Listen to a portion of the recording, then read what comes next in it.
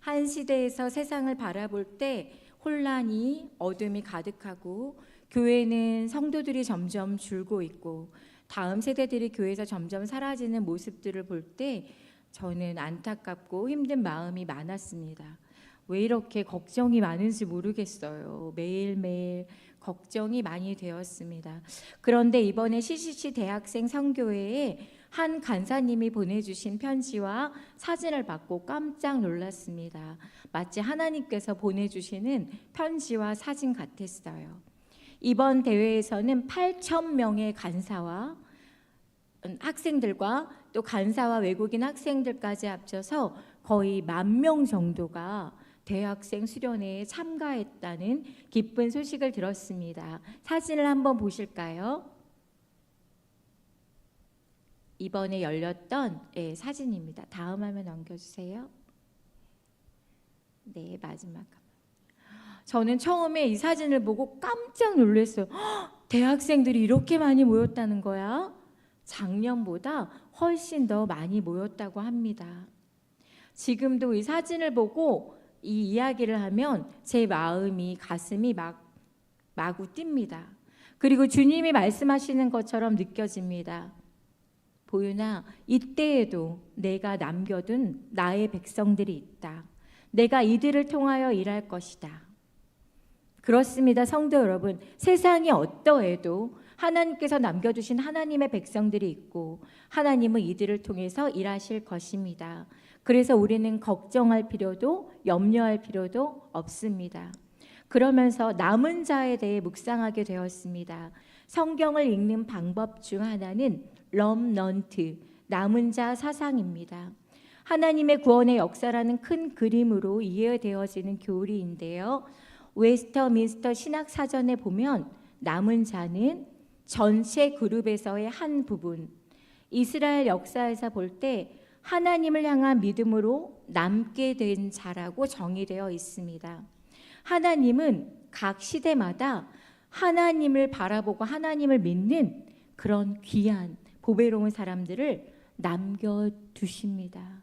그리고 이 남은 자들을 통해서 하나님은 하나님의 일들과 역사를 이루어 가십니다. 하나님께서 아브라함을 부르셔서 믿음의 조상으로 세우시고 약속하신 그의 후손들을 통하여 그의 구원의 역사를 이루게 하심을 보게 됩니다. 그러므로 성경 전체는 모든 시대를 통해서 믿음으로 남게 된 자들을 증거하고 있는 것입니다. 그런데 성경은 구원받은 자라고 말하지 않고 굳이 남은 자라고 말하고 있습니다. 이것은 우리가 주의해야 할 필요가 있습니다. 이것은 우리 모두는 구원받을 자격이 없지만 하나님이 은혜로 남겨두었음을 의미하는 것입니다. 이것이 여호와께서 우리를 위하여 조금 남겨두지 아니하셨다면 우리도 소돔 같고 고모라 같았으리라 라고 이사야가 고백하는 이유입니다.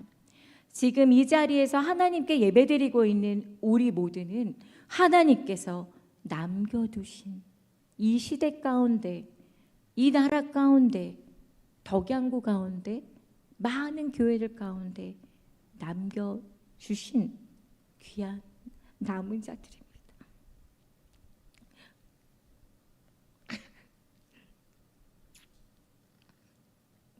남은 자들끼리 사랑하면서 살아요. 우리 옆에 성도 바라보시면서 당신은 하나님께서 남겨주신 남은 자입니다. 한번 축복합시다.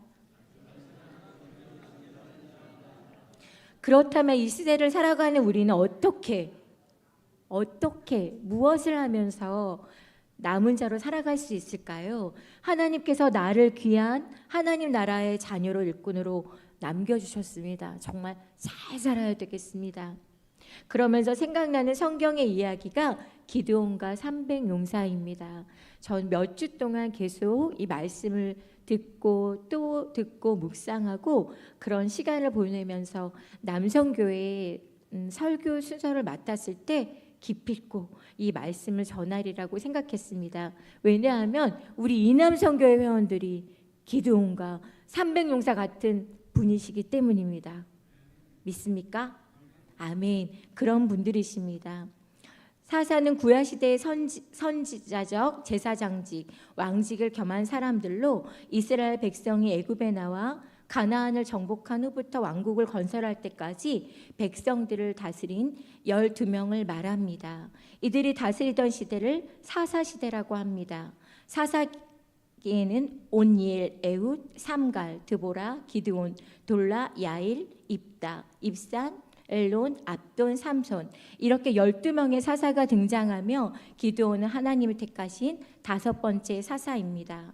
사사기 7장에 나오는 기드온의 이야기는 우리의 생각과 사람들의 관점 모든 것들을 뛰어넘어 하나님의 지시가 상식을 뛰어넘는 것이었고 하나님께서는 군사의 숫자가 아닌 하나님의 능력으로 승리를 가져오셨다는 것을 우리에게 보여줍니다. 드보라 사사의 활약과 함께 40년 동안 평화를 누리던 이스라엘은 드보라가 떠난 후 다시 하나님을 잊어버리고 우상, 바알을 섬겼습니다. 진노하시는 하나님께서는 이스라엘을 7년 동안 미디안의 손에 넘겨 큰 고생을 하게 내버려 둡니다. 이스라엘 백성들은 궁핍과 고통을 이길 수 없어 하나님께 부르짖습니다. 주여 도와주시옵소서. 저희들을 구원하여 주시옵소서. 하나님께서는 이스라엘 백성들을 위해 당신의 사랑하는 백성들을 위해 새 사사로 기드온 이 남은 자 한 사람을 택하셨습니다. 여호와의 사자가 기드온을 찾아와 말합니다. 큰 용사여 여호와께서 그대와 함께 계시도다 말씀하십니다. 그러나 그때 기드온은 가장 초라한 모습을 하고 있었습니다. 가장 큰 약하고 부족하고 그리고 겁쟁이였던 기드온을 찾아와 하나님이 말씀하시는 거예요.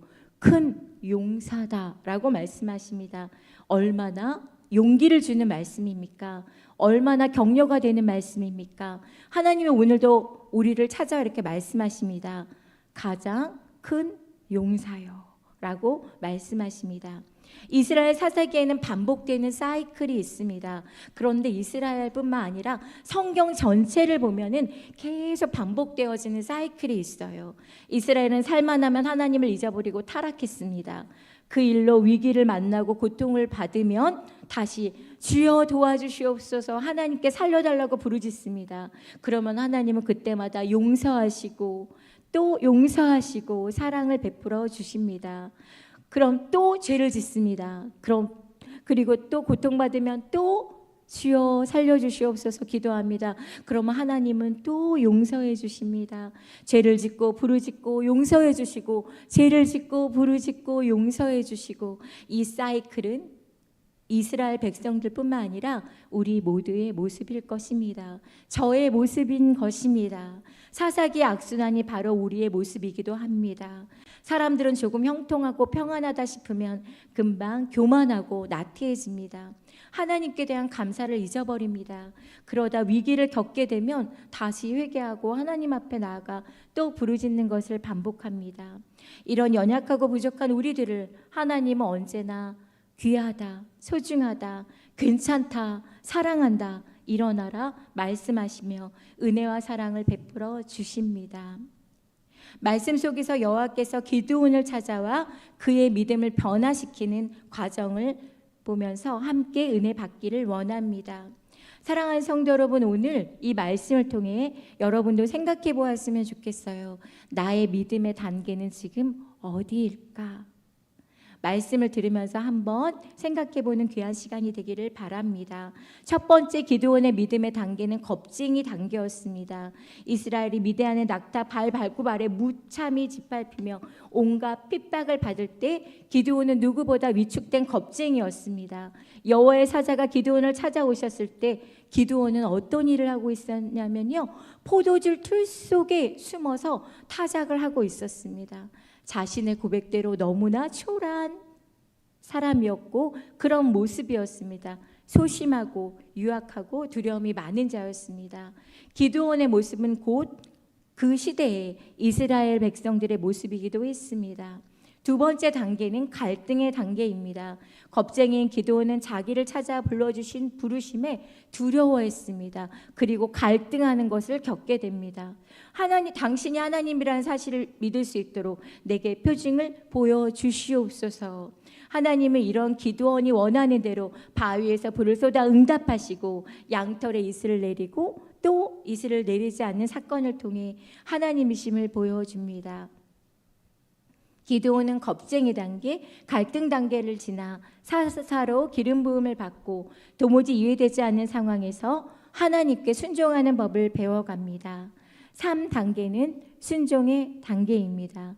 우리가 처음 믿음을 갖게 되면 맨 처음에 겁쟁이 단계가 되고 그 다음에는 하나님 앞에 나아갈 때 갈등하는 갈등의 단계를 겪게 되고 그 다음에는 순종의 단계를 겪게 되지요. 제3단계는 순종 단계입니다. 이스라엘 군사를 모아 적들과 같이 전쟁을 치르려고 하는데 32,000명이 모였습니다. 하지만 미디안 진영 145,000명에 비하면 너무나 작은 수였습니다. 그런데 하나님은 모인 이 병사들이 백성들이 너무 많다고 말씀하시면서 전쟁에 두려운 자는 다 떠나가라고 말씀하십니다. 전쟁에서 두려워하면 떠나야 되나요? 떠나야 돼요. 신명기서의 규정이기도 합니다. 전쟁에서 두려운 자는 떠나야 합니다. 이유는 두려움은 전염되기 때문입니다. 내가 두려워하면 용기 있는 내 옆에 사람들에게도 두려움을 줄 수 있기 때문입니다. 교회 공동체 안에서도 이것은 굉장히 중요한 문제입니다. 어떤 사람이 두려워하면 주위 사람도 두려워할 수밖에 없고 어떤 사람이 부정적인 말을 하면 곁에 있는 사람들도 부정적인 말을 할 수밖에 없고 어떤 사람이 부정적인 생각을 한다면 그와 함께한 사람들도 부정적인 생각을 할 수밖에 없습니다.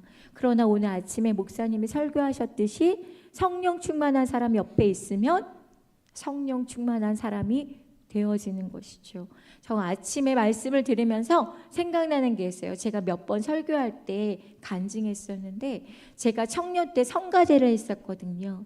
근데 그 성가대에서 1년에 한 번씩 수련회를 갔었어요. 청년이니까 아직 어렸죠. 21 그때였던 것 같아요.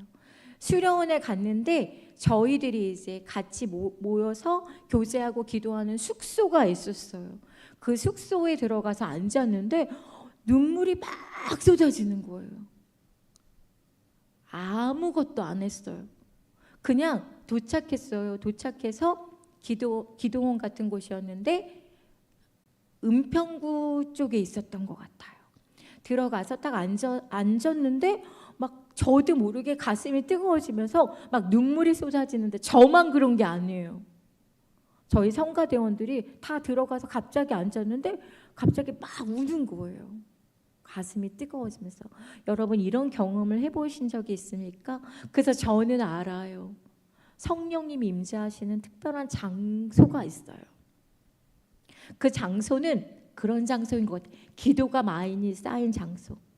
그래서 저는 아동부실이 지금 그곳이 되기를 원했어요. 왜냐하면 예전에 금요심야 기도회를 거기서 했거든요. 그래서 그 공간에 분명히 많은 기도가 쌓였다는 것을 믿고 있었어요. 성령님이 역사하는 사람이 있고 성령님이 역사하시는 장소가 있어요. 그런데 사단이 역사하는 장소가 있어요.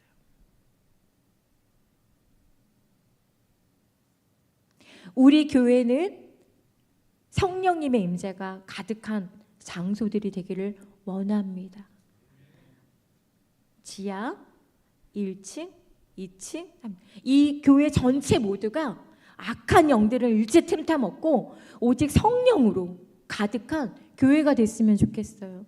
그래서 누군가 믿지 않는 영혼이 아니면 갈급한 영혼이 예배드리러 왔다가 이 자리에 앉아서 주여 하면 눈물이 확 쏟아지는 그런 교회가 되기를 원합니다.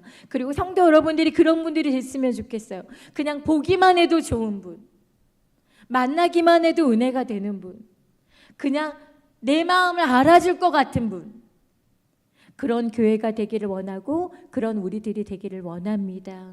지금 아멘 하시는 분들이 바로 그런 분들인 줄로 믿습니다. 그래서 우리는 항상 긍정적인 생각을 해야 되고요. 지금 긍정적인 분들 옆에 있어야 돼요. 성령 충만한 분들 옆에 있어야 돼요. 그래야 함께 가는 줄 믿습니다. 오늘 고백했습니다. 우리 아동부 선생님들이 성령 충만해서 성령 충만한 교사들을 지도하에 우리 아이들이 성령 충만한 아이들이 됐으면 좋겠어요. 여러분이 성령 충만하시면 여러분의 가정은 어떤 가정이 됩니까? 성령 충만한 가정이 되는 줄 믿습니다. 여러분의 일터도 성령 충만한 일터가 되었으면 좋겠어요. 저 질문을 많이 합니다. 얘들아, 성령님이 어디 계실까? 그럼 우리 아이들 너무 똑똑해요. 제 마음에요. 하진이라는 애는 늘 기억해요. 우리가 가는 곳 어디든지 우리 성령님께서 함께 하십니다. 여러분 마음에 함께 계시고 이곳에 지금 우리 성령님께서 함께하여 주고 계시는 줄 믿습니다. 주여 성령님 이 공간 가운데 역사하여 주시옵소서. 오늘 말씀을 들을 때 은혜의 단비를 내려 주시옵소서. 우리 사랑하는 성도들의 심령을 새롭게 하여 주시옵소서. 성령으로 뜨겁게 하여 주시옵소서. 주님은 사모하는 영혼을 만나주시는 분인 줄 믿습니다. 하나님은 이렇게 요구합니다. 너무 많다. 숫자가 너무 많다. 두려워하는 자는 돌려보내라고 하십니다. 전쟁의 승리는 숫자의 많고 적음이 아니라는 것을 말씀하십니다. 근데 우리는 그렇잖아요. 인간적인 생각과 관점으로는 숫자가 많아야죠. 무기가 많아야 이기잖아요. 그런데 하나님은 다른 말씀을 하고 계십니다. 32,000명 중 22,000명이 돌아가고 10,000명이 남았습니다. 미디안 대적을 물리치기에는 너무나 작은 숫자입니다. 그런데 하나님은 아직도 많다고 하십니다. 왜요? 왜 하나님은 자꾸만 많다고 하시는 걸까요? 왜요? 왜 하나님은 싸우겠습니다 하고 온 이스라엘 백성들을 많다, 두려운 자는 떠나라, 돌려보내라, 왜 자꾸 하나님은 그렇게 하시는 걸까요? 숫자가 많아서 전쟁에 이기면 교만한 백성들은 자신들 때문에 전쟁에서 승리했다고 말할 것이기 때문입니다. 하나님은 우리의 마음을 너무 잘 아세요. 하나님은 우리의 약함과 우리의 제약된 본성, 교만함을 다 알고 계십니다. 그래서 하나님은 보여주시기 원하셨어요. 너희들의 전쟁은 인간에 속한 것이 아니야. 그래서 숫자의 크고 많음이 아니란다. 전쟁은 바로 나에게 달렸어. 하나님께서는 이 미디안의 진영을 군사들을 무찌르는 이번 전쟁을 통해서 하나님 되심을 우리에게 보여주고 계십니다. 하나님은 군사들을 물가로 데려가서 물을 마시게 하라고 합니다. 두 부류로 나눠집니다. 물가에 무릎을 꿇고 먹는 사람 9,700명, 엎드려 손으로 떠서 혀로 물을 핥은 자가 300명이 나누어졌습니다. 여러분은 몇 명을 택하시겠습니까? 하나님은 적은 숫자를 택하십니다. 300명만을 데리고 가라고 하십니다. 도무지 이해가 안 되고 동의가 안 되고 용납이 안 되지만 기드온은 하나님 말씀에 순종합니다. 하나님 왜요? 왜 자꾸 그러는 거예요? 하지 않았어요. 기드온은 그냥 네 하나님 하고 순종합니다. 하나님은 그리고 아직도 두려워하는 기드온에게 네가 그래도 걱정이 된다면 부하와 그 진영에 내려가서 그들이 하는 말을 듣고 와라. 그럼 너는 강하여질 거야 라고 말씀하십니다. 기드온에게 더욱 담대함과 승리의 확신을 주기 위해 또 다른 표징을 주시는 것입니다.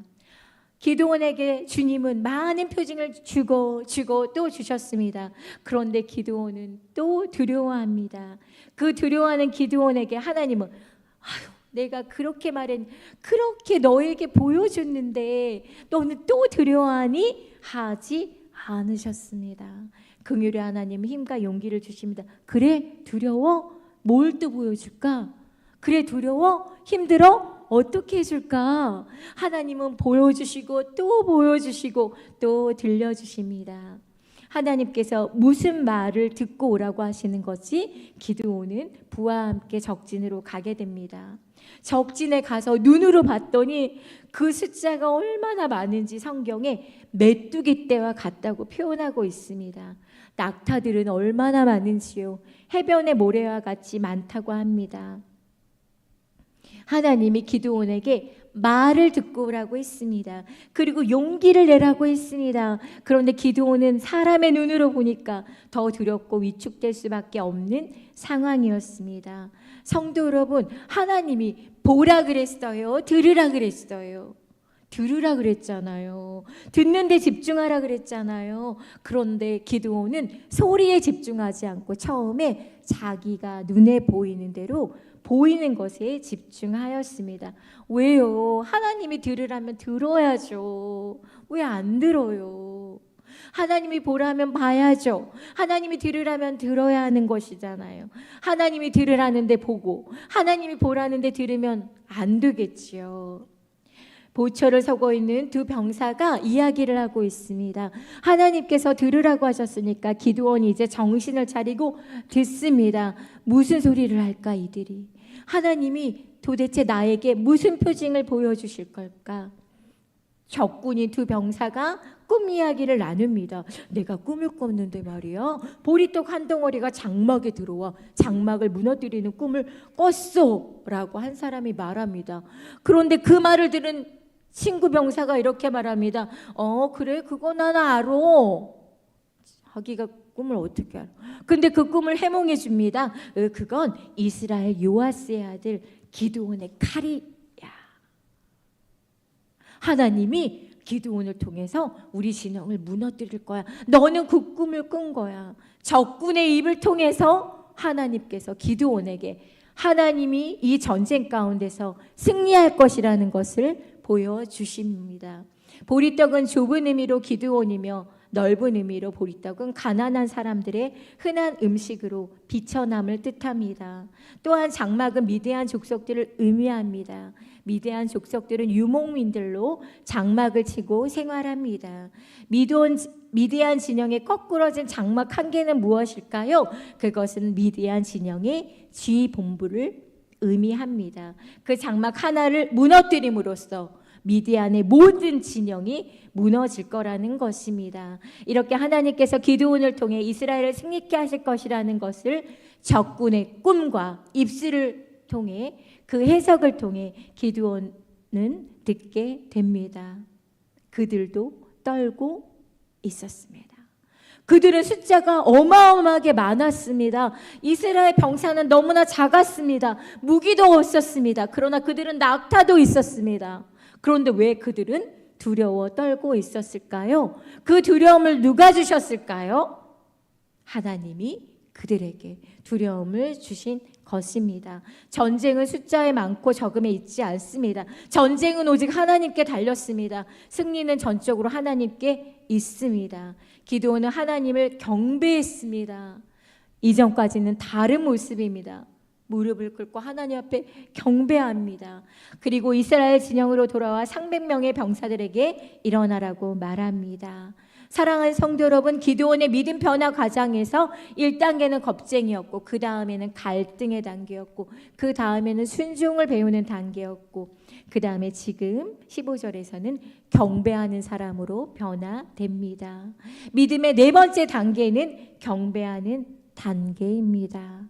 이 자리에 앉은 우리 사랑하는 성도 여러분들은 바로 이 단계에 계신 그런 믿음의 성도들인 줄 믿습니다. 미디안의 병사의 꿈을 통해 하나님께서 전쟁에 승리하실 거라는 것을 확실하고 기드온은 하나님께 경배를 드립니다. 겁쟁이, 갈등하는, 순종하는 기드온의 모습은 이제 사라졌습니다. 15절 말씀에 기드온이 그 꿈과 해몽하는 말을 듣고 경배하며 이스라엘 진영으로 돌아와 이르되 일어나라! 여호와께서 미디안과 그 모든 진영을 너희 손에 넘겨주셨느니라 라고 선포합니다.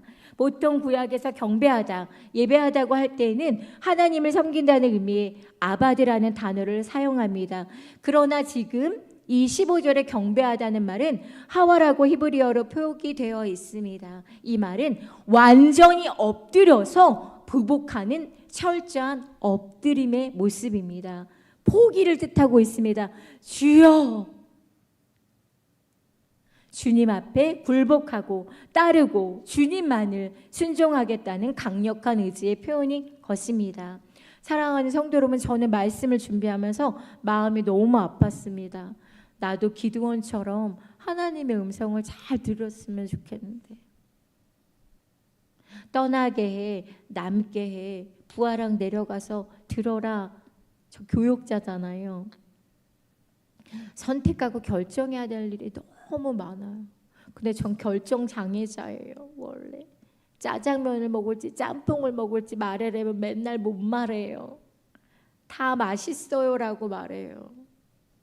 그런 제가 교역자가 되고 리더가 되고 많은 것들을 결정하고 해야 되는데, 내가 기드온이었으면 바로바로 듣고 탁탁탁 말할 텐데, 그게 아니라 이게 맞는지 어느 것이 맞는지, 어느 것이 옳은지, 어느 것이 바른지, 어느 것이 아이들에게 더 도움을 주는지, 어느 것이 하나님이 기뻐하신 건지 잘 모르겠어요. 그런데 기드온은 너무 잘 알아요. 너무 부러운 거예요. 사랑하는 성도 여러분, 우리 모두 다 하나님의 음성을 잘 들었으면 좋겠어요. 그리고 하나님의 음성을 잘 듣고 분별하며 하나님의 마음에 합한 자들이 되어 하나님이 원하시는 일들을 행하며 그렇게 하나님의 일들을 감당하는 우리 모두가 되기를 원합니다. 사랑하는 성도 여러분, 우리 믿음의 단계가 한 단계 한 단계 더 성장되고 성숙되어지기를 원합니다. 내가 믿은 지 1년 된 것과 10년 된 것과 20년 된 것과 30년 된 것은 많은 차이가 있어야 돼요. 기드온이 이렇게 여러 시간을 통해서 주님과 함께 주님을 만나고 그 믿음이 변화된 것처럼 우리들의 믿음도 하나님이 기뻐하시는 장성한 분량까지 조금씩 자라야 돼요. 우리 아이들이 조금씩 자라는 걸 보면 우리가 기뻐하는 것처럼, 또 우리 아동바이들이 예배드리는 모습이 점점 좋아지고 아이들의 입술에서 하나님의 이야기가 나오고 믿음이 자라며 인간인 우리들도 너무 기쁘잖아요. 그런데 내가 교회에 다닌 지 정말 많은 시간이 흘렀어요. 그리고 나는 수없이 많은 예배를 드려요. 그리고 나는 수없이 많은 기도를 해요. 그런데 나의 믿음이 아직 겁쟁일 수 있어요. 나의 믿음이 하나님 내 기도 이거 들어주실지 안 들어주실지 모르겠어요. 이거 우리 교회가 잘 될지 안 될지 모르겠어요. 갈등하는 갈등에 당기면 안 되겠죠. 그리고 네 주님 그렇습니다. 이렇게 순종만 하는 단계면 안 되는 거죠. 우리는 한 단계 더 나아가 하나님께 경배하며 하나님의 부르심에 하나님이 우리에게 원하시는 그 일들을 감당하는 사람들이 되어야 하는 줄 믿습니다. 그리고 하나님이 일어나라고 하실 때 일어나야죠. 제가 저희 언니한테, 언니 나 이번 주일에 오후 예배 때 설교를 맡았는데 기드온과 300용사야. 그래서 내가 일어나라 그럴 거야. 그랬더니 언니가, 보윤아 근데 교인들이 일어나라 그러면 일어나? 그러는 거예요.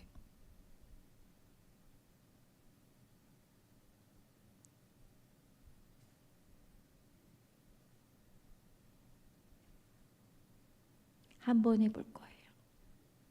제가 아니에요. 만약에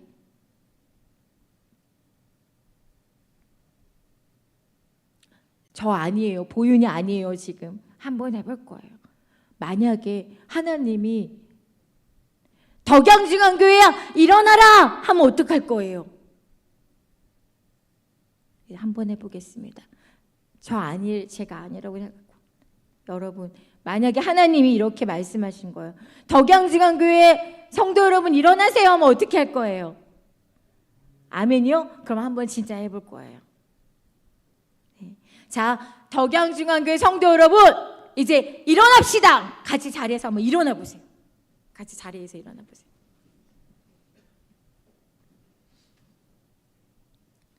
맞아요, 이거예요. 자, 오른손 주먹 들고 자, 따라해 봅시다. 주여! 우리 교회 일어나게 하여 주시옵소서.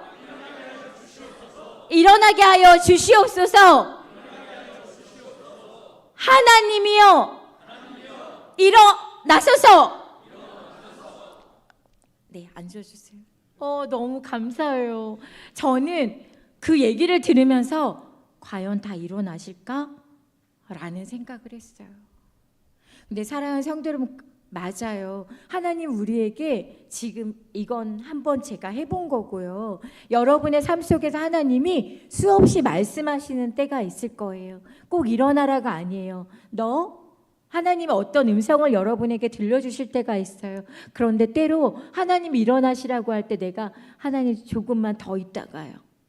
하나님 저 지금 너무 피곤하거든요. 해서 못 일어날 때가 있다는 거죠. 그런데 이제 이후에 나오는 일어나라 라는 단어를 들으시면 여러분이 더 은혜를 받으실 거예요. 300명의 군사를 급히 깨는 기드온의 목소리는 매우 흥분이 되어 있습니다. 하나님이 우리와 함께 하십니다. 승리는 확실히 우리의 것입니다. 일어나세요. 일어나세요. 하나님이 친히 싸우실 것입니다. 일어나라. 여기서는 이스라엘 백성들을 일어나라라고 말합니다. 그런데 성경에 일어나라는 단어가 다른 의미로 많이 쓰여지기도 했어요. 시편에 일어나소서라는 말이 쓰여져 있는데 이건 어떤 때 쓰여졌냐면요. 법궤를 모시고 전쟁에 나가는 상황에서 법궤를 맨 제사장들이 일어나소서 하고 외치는 거예요. 누구를 일어나라고 하는 거예요? 하나님 일어나소서. 법궤를 든 제사장들이 법궤를 메고 가면서 전쟁에서 하나님 일어나소서 이렇게 외치는 그 소리가 바로 일어나소서라고 말하는 거예요. 또 신약에서는 일어나소서가 어떤 의미로 쓰였냐면 예수님이 죽으셨다가 부활하실 때 일어나소서 하고 의미합니다. 또한 겟세마네 동산에서 예수님이 졸고 있는 제자들에게 얘들아 이제는 일어나 그만 자고 일어나 가자라고 말씀하십니다. 이 말은 하나님의 새로운 역사를 향해 나아가자는 하나님의 초대입니다. 오늘도 지금도 하나님은 우리에게 말씀하십니다. 일어나라. 그리고 우리도 다른 사람들에게 선포해야 됩니다. 일어나라. 함께 일어나기를 원합니다. 군사들은 100명씩 세 무리로 나누어졌습니다. 각자에게 항아리, 횃불 그리고 나팔 1개씩이 주어졌습니다. 그리고 기드온은 내가 하는 대로만 해, 나만 따라해 하고 말합니다. 신호가 떨어지면 항아리를 깨고 항아리 안에 있는 횃불을 들어 흔들며 소리를 지르고 나팔을 불라는 것이었습니다. 외치는 구호는 18절에서는 여호와를 위하여 기드온을 위하여라고 했는데 정작 이들이 외칠 때는 20절 여호와와 기드온의 칼이라 하고 바뀌었습니다. 전쟁 무기치고는 너무나 엉뚱하고 전쟁 작전치고는 너무나 황당합니다. 왜 하나님은 이런 무기, 이런 작전을 세우신 것일까요? 무기가 이긴 싸움이 아니라는 거예요. 작전이 이긴 싸움이 아니라는 거예요. 군대 숫자가 이긴 싸움이 아니라는 것입니다. 하나님이 이기신 거예요. 하나님이 싸우신 거예요. 하나님이 승리로 이끄신 것입니다. 여호와여 기드온의 칼이여, 이 단어를 좀 더 번역하면 칼이여 여호와를 위하여 기드온을 위하여 라는 것입니다. 그런데 이상합니다. 이 함성을 잘 살펴보면 이스라엘 군사들 손에는 칼이 없습니다. 칼은 누구한테 들려져 있어요? 미디안 군사들에게 들려 있어요. 그런데 그 칼을 향하여 명령하고 있습니다. 그 칼, 여호와와 기드온을 위하여 칼아 사용되라. 여호와여 기드온을 위하여 쓰임 받으라고 바로 외치는 것입니다. 그런데 진짜 그 칼이 그런 역사를 일으켜요. 이 기드온의 칼이 기드온에 들려진 칼이 아니었어요. 미디안 군사들이 들려진 칼이 서로가 서로를 죽이게 됩니다. 때는 19절에 보면 이경초라고 되어 있습니다. 1번 보초에서 2번 보초로 임무 교대를 하는 시간이었습니다. 밤 12시 자정 무렵이었어요. 기도원의 300용사들은 일제히 소리를 지르며 항아리를 깨부수며 나팔을 들고 횃불을 흔듭니다. 그런데 놀라운 일이 벌어졌습니다. 선잠에서 깬 미디안 군사들이 극심한 두려움과 혼란에 빠져 이들은 연합군이었는데요. 미디안, 아말렉, 동방 사람의 군대가 서로 적군인 줄 알고 서로 상대편을 찔러 죽입니다. 나는 연합군이야, 나 너희 편이야 해도 소용이 없습니다. 말이 서로 통하지 않습니다. 같은 동족끼리라도 내가 죽지 않으면 저가 미쳐서 나를 죽일 테니까 서로 칼을 들고 막 휘두릅니다. 낙타들도 놀라 이리 뛰고 저리 뛰고 병사들을 밟아 죽입니다. 미디안 사람들의 공포와 혼란에 빠진 것은 결코 이스라엘 군사들이 목소리가 컸거나 그런 행위들을 해서가 아닙니다. 횃불이 밝아서가 아닙니다. 나팔을 잘 불어서가 아닙니다. 22절 말씀에 그 이유가 나와져 있어요. 22절 말씀을 함께 우리 보도록 하겠습니다. 7장 22절 말씀입니다. 우리 7장 22절 말씀을 함께 읽어보겠습니다. 시작.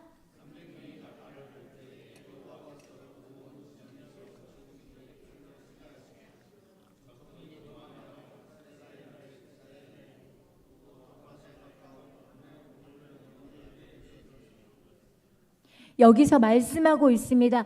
여호와께서 온 진영에서 친구끼리 그들끼리 칼로 치게 하심으로 이런 일이 일어난 것입니다. 미디안 군대의 칼이 여호와의 칼이 되었습니다. 아말렉 군사의 칼이 기드온의 칼이 되었습니다. 동방 군대의 칼이 이스라엘의 칼이 되었던 것입니다.